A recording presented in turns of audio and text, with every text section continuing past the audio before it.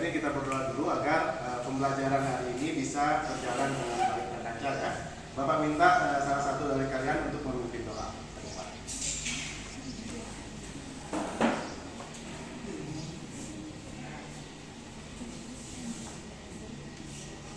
Teman-teman, sebelum kita melakukan kegiatan belajar, mari kita berdoa menurut agama dan keyakinan kita masing-masing. Berdoa dimulai.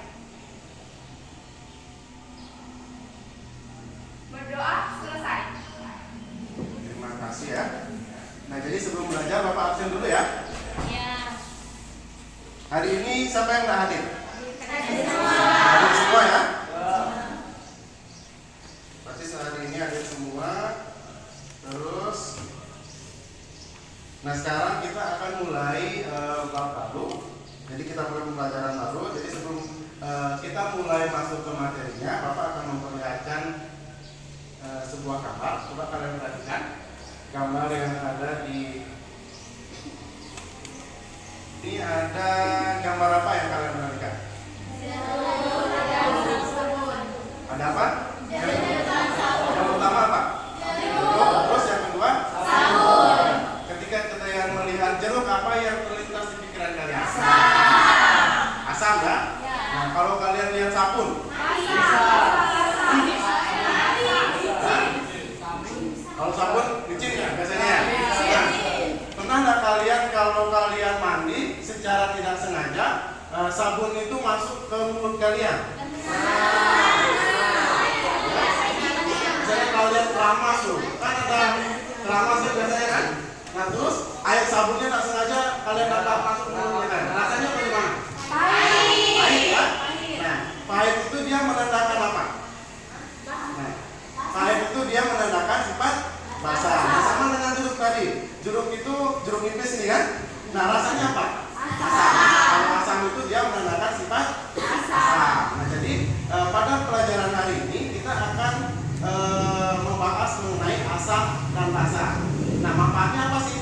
Nah, setelah kita mempelajari asam dan basa ini, nah diharapkan kalian itu mengetahui larutan-larutan apa saja yang termasuk asam dan basa pada kehidupan sehari-hari. Itu ya. Jadi sebentar kita masuk tentang materi asam basa. Jadi sebelumnya Bapak akan memperlihatkan tujuan pembelajaran. Nah, adapun tujuan pembelajaran yang akan kita lalui pada pembelajaran hari ini, yang pertama, peserta didik dapat mengidentifikasi zat-zat yang bersifat asam atau basa dalam kehidupan sehari-hari. Seperti tadi ya. Jadi asam itu seperti apa, basa itu seperti apa. Nanti kita akan identifikasi yang mana termasuk zat-zat asam, yang mana termasuk zat-zat basa. Nah, terus yang kedua, peserta didik dapat menganalisis konsep asam basa menurut Arrhenius, Bronsted, Lowry, dan Lewis. Jadi nanti setelah kita mengetahui asam itu apa, basa itu apa, kita akan menganalisis bagaimana asam dan basa itu menurut para ahli. Jadi konsep asam basa berdasarkan di sana ada Arrhenius, Bronsted, Lowry, dan Lewis. Nah, terus tujuan pembelajaran yang ketiga, peserta didik dapat menuliskan persamaan reaksi dari asam basa menurut Arrhenius, Bronsted, Lowry, dan Lewis. Jadi yang pertama tadi kita akan mengidentifikasi pertama zat-zat asam dan basa dalam kehidupan sehari-hari. Selanjutnya kita akan melihat menganalisis konsepnya bagaimana asam dan basa menurut Arrhenius, Bronsted, Lowry, dan Lewis. Kemudian kita akan mengidentifikasi persamaan reaksi dari asam dan basa tersebut. Itu tujuan pembelajaran yang akan kita lalui. Nah, selanjutnya Bapak akan memperlihatkan video pembelajaran. Ini ada video.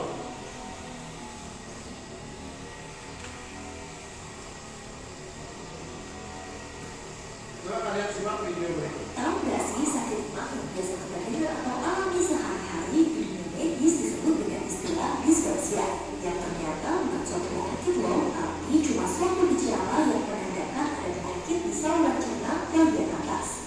Apa ya kira-kira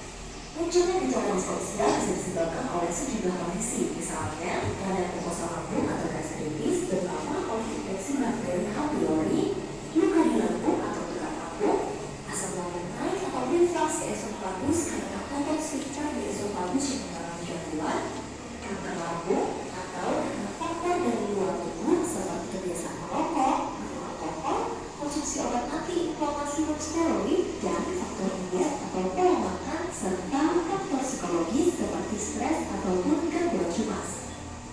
Jadi dari video yang ada di depan, jadi video di sini menjelaskan bahwa terjadinya sakit asam lambung atau biasa yang disebut dengan GERD ya. Nah dari video tadi apa yang kalian bisa amati dari video tadi? Nah, penyebab terjadinya ada di sana dijelaskan bahwa penyebab terjadinya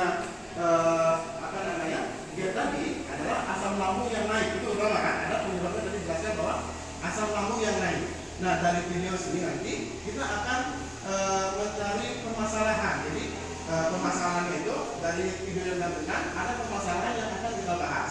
Nah ini permasalahannya yang pertama, apakah yang dimaksud dengan asam dan basa? Karena tadi dijelaskan kan, penyebabnya adalah asam lambung yang naik. Nah asam lambung itu termasuk salah satu sifat-sifat asam ya.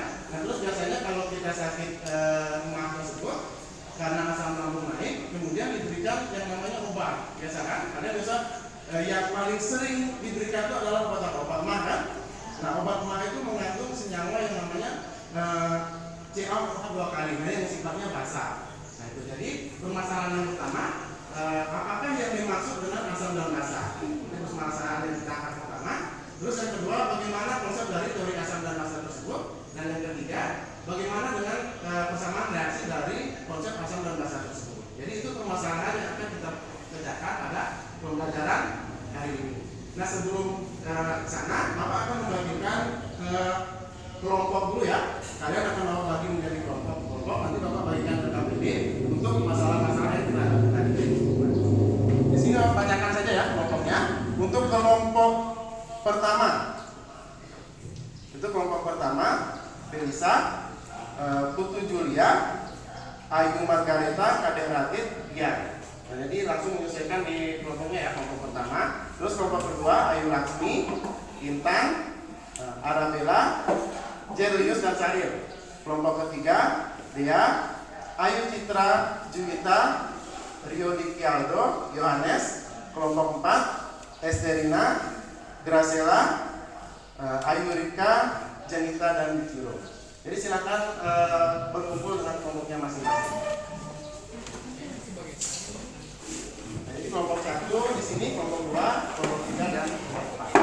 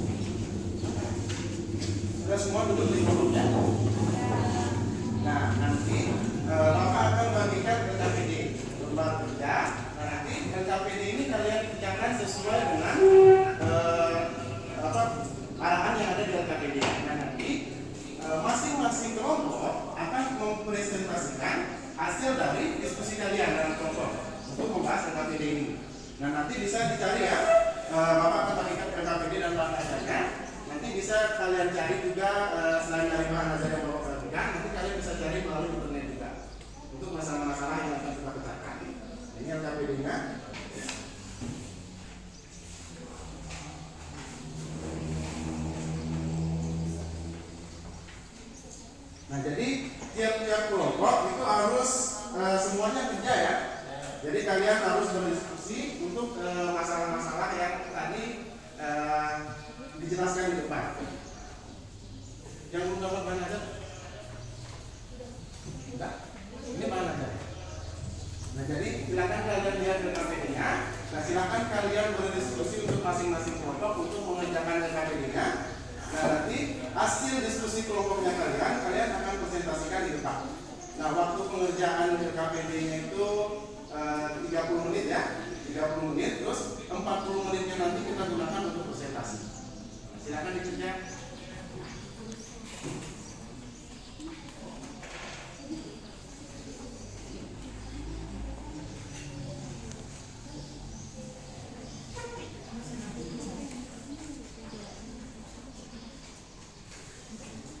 Nah, nanti bisa juga dicari melalui internet ya. Selain ada bahan ajar yang Bapak kasih, bisa juga kalian searching di Google untuk mencari materi-materi yang berkaitan dengan pembahasan kita di LKPD.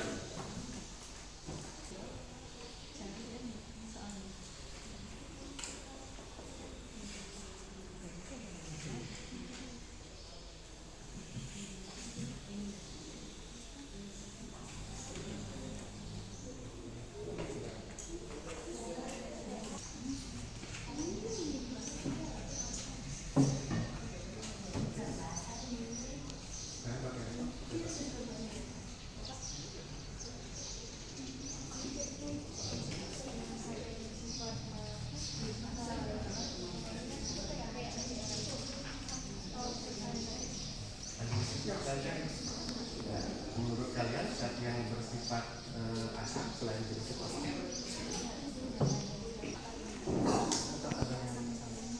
Ya, ini kan dijelaskan di sini. Ternyata ada nomor 4 jeruk kan. Nah, contoh lain dari jeruk itu apa ya? Misalnya asam dalam bentuk sehari-hari. Menurut kalian itu apa? Asam kan masuk juga kan? Juga.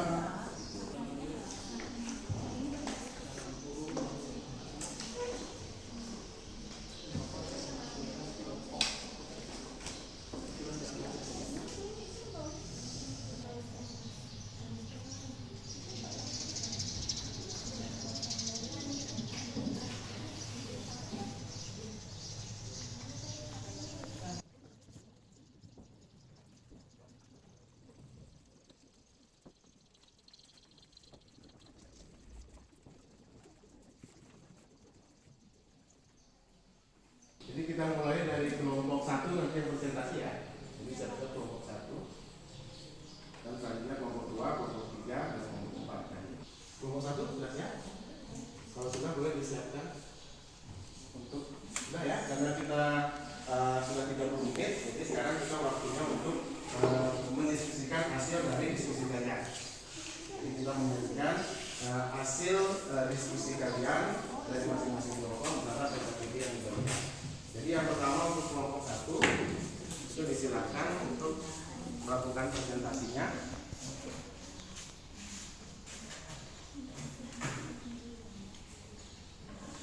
Nah, jadi kelompok 1 presentasi, kelompok yang lainnya diperhatikan ya, teman yang presentasi nanti boleh mengajukan pertanyaan bagi yang belum jelas. Boleh memberikan saran dan memberikan pertanyaan.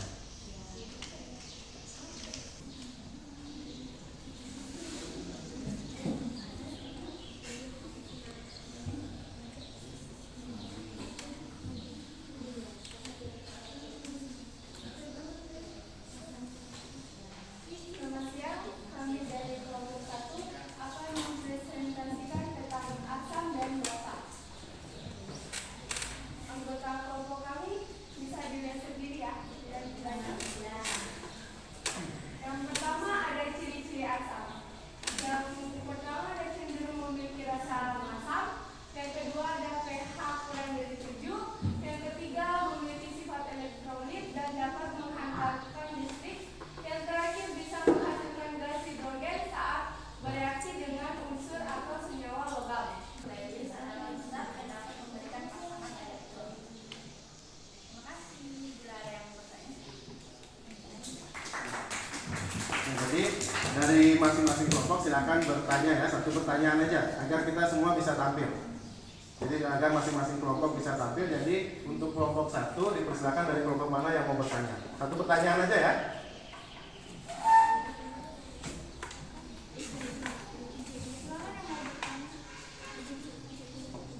Saya ingin bertanya pada kelompok 1. Pertanyaan itu, apa yang terjadi jika asam dan basa bertemu? Kami dari kelompok 1 akan menjawab pertanyaan dari kelompok 2. Tadi pertanyaannya apa yang terjadi jika asam dan basa bertemu?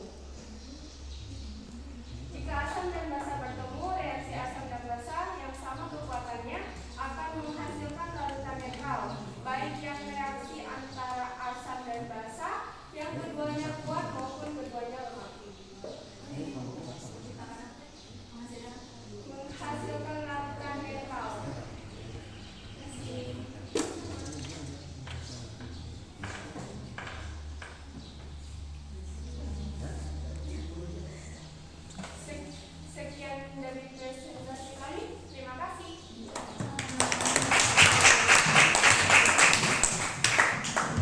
lanjut dulu ya, lanjut dulu kelompok 2. Kelompok 2, lanjut dulu kelompok 2, baru nanti lanjut lagi kelompok 3 agar semuanya bisa presentasi. Jadi Bapak batasi satu pertanyaan aja masing-masing kelompok.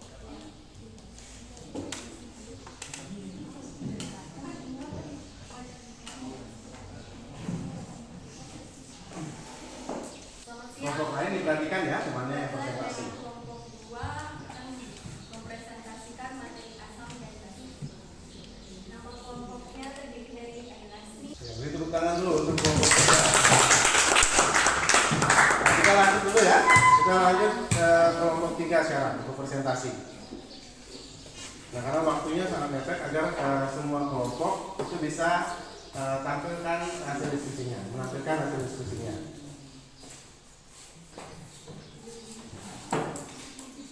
Selamat siang, kami dari kelompok 3 akan membawakan presentasi kami. Terdiri dari Anitra Lestari, Diana Siana, Imadita Putri Claudia, dan Yolanda Dwi Nurgahayu. Ya. Presentasi dari kami, terima kasih.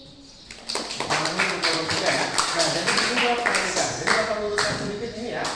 Nah, untuk reaksi yang pertama ini namanya reaksi Arrhenius. Ini H2SO4 menjadi 2H, bukan negatif ya, 2H plus ditambah dengan SO4 2 min. Jadi 2H plus untuk kelompok 3 ya. 2H plus ditambah SO4 2 min. Nah, H plus ini yang menandakan bahwa H2SO4 itu dia sifatnya asam. Itu yang dimaksud dengan Arrhenius. Jadi ketika H2SO4 yang kita lakukan dalam air, dia akan menjadi terionisasi menjadi H+. Nah, H+ ini yang menandakan H2SO4 itu sifatnya asam. Nah, selanjutnya ada CaOH 2 kali. Nah, ketika terjadi reaksi ionisasi menjadi Ca2+, ini ingat Ca2+ ditambah dengan 2OH. Nah, ini untuk persamaan reaksi Arrhenius. Nah, kalau untuk Bronsted-Lowry, nah di sana ada yang namanya asam dan basa konjugasi, asam konjugasi dan basa konjugasi. Nah, misalnya contohnya seperti ini. Jadi ada nanti yang bertindak sebagai asam itu sebagai donor proton, basa itu sebagai aseptor proton. Nah, terus kalau untuk teori Lewis, nah di sini dia yang asam itu adalah yang menerima pasangan elektron bebas. Nah, ini berhubungan dengan elektron ikatan kovalen. Jadi ada yang memberi pasangan elektron bebas itu asam, terus yang menerima itu basanya. Seperti itu ya. Nanti untuk kelompok lain biar nanti dijelaskan seperti itu. Jadi kalau untuk Lewis yang bertindak sebagai asam basa adalah yang memberi dan menerima pasangan elektron. Kalau dia memberi, dia asam. Kalau dia menerima, dia sifatnya basa. Nah, kita lanjut ke kelompok 4 yang terakhir ya.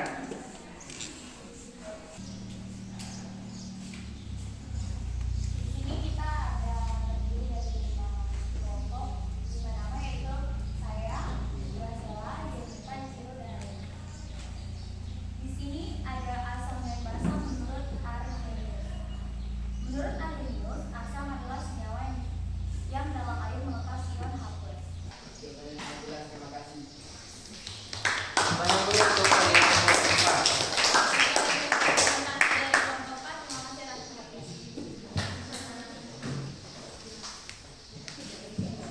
Nah, tadi semua masing-masing kelompok sudah presentasi semua ya?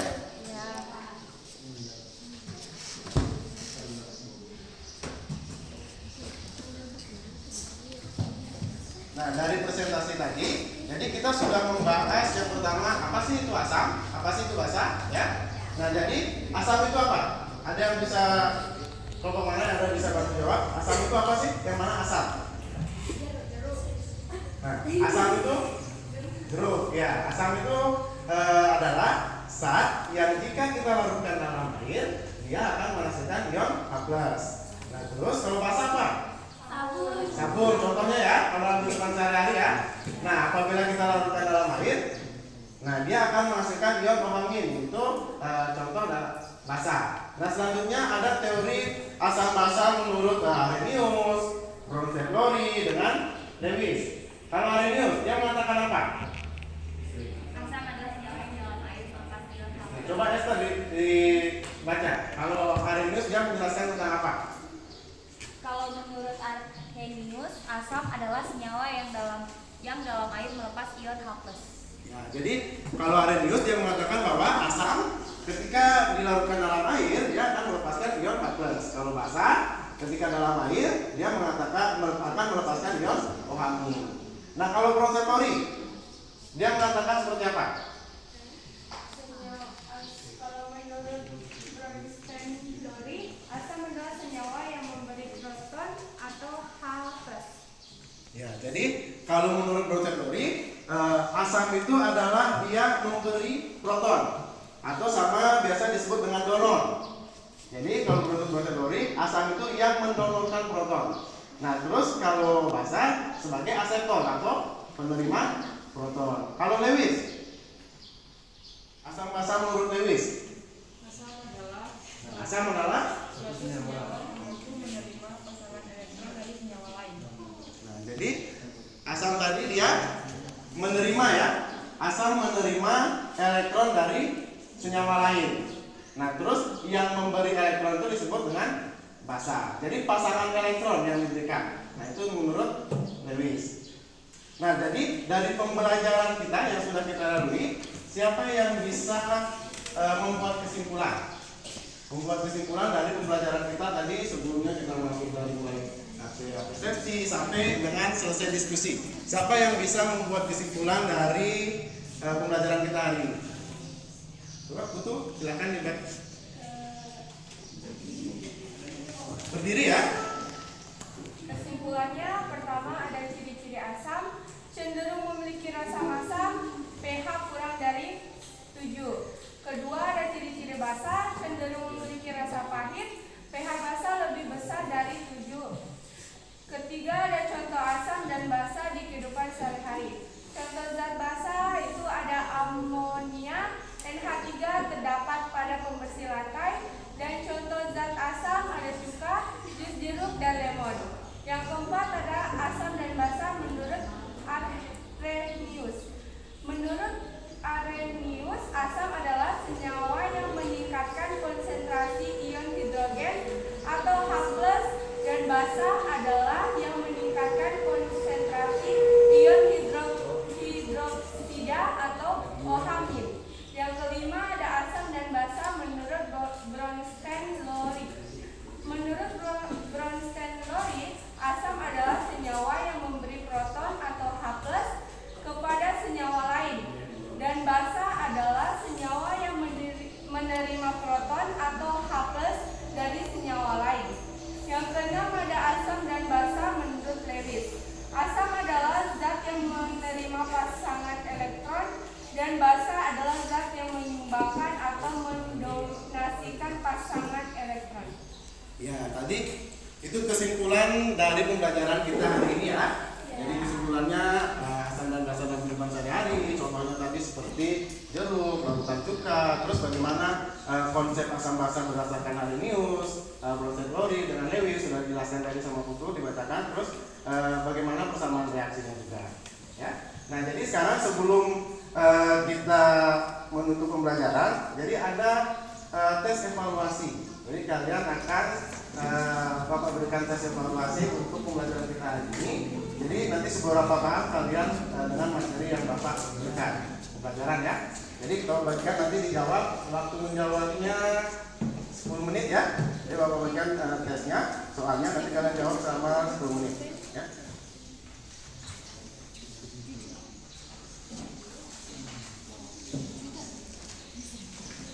Jangan lupa diisi namanya ya.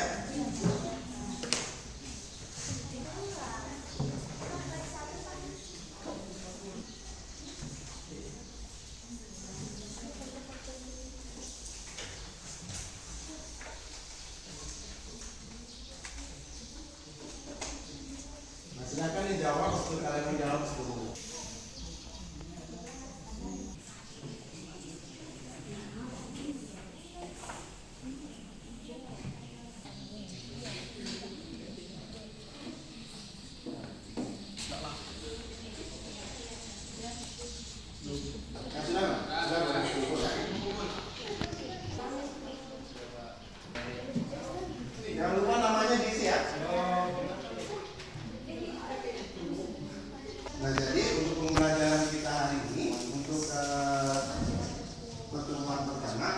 tentang asam dan basa.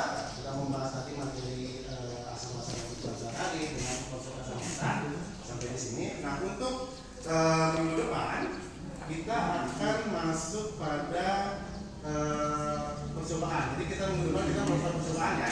Jadi pertemuan selanjutnya kita akan melakukan percobaan, yaitu membuat indikator asam basa dari bahan alami. Nah, nanti untuk alat dan bahannya, alatnya Bapak siapkan, nanti bahannya, bahan indikatornya nanti Bapak sampaikan di grup belajarnya.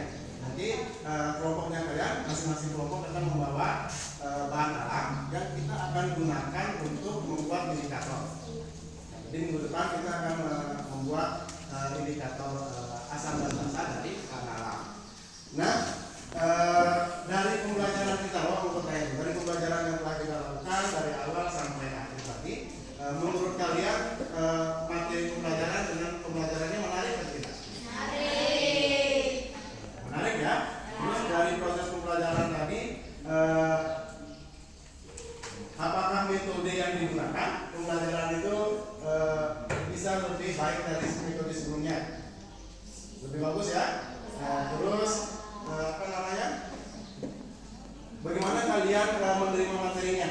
Apakah kalian selama pembelajaran tadi ada materi yang sulit kalian pahami atau tidak? Dari pemberian materi tadi, dalam materi tadi sulit dipahami atau tidak? Lebih mudah dipahami ya?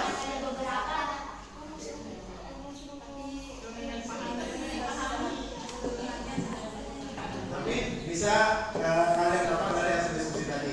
Jadi materi yang sulit bisa kalian diskusikan sehingga didapat hasilnya ya. Nah, jadi sebelum kita tutup pembelajaran kita, Bapak minta salah satu dari kalian untuk memimpin doa. Siapa yang bisa memimpin doa untuk menutup pembelajaran?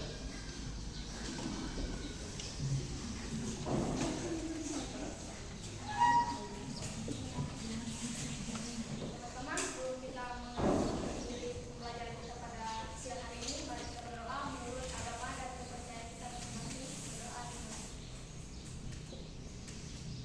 Berdoa selesai. Nah, jadi sekian pembelajaran kita hari ini ya. Nanti kita ketemu lagi minggu depan. Jadi minggu depan kita akan melakukan percobaan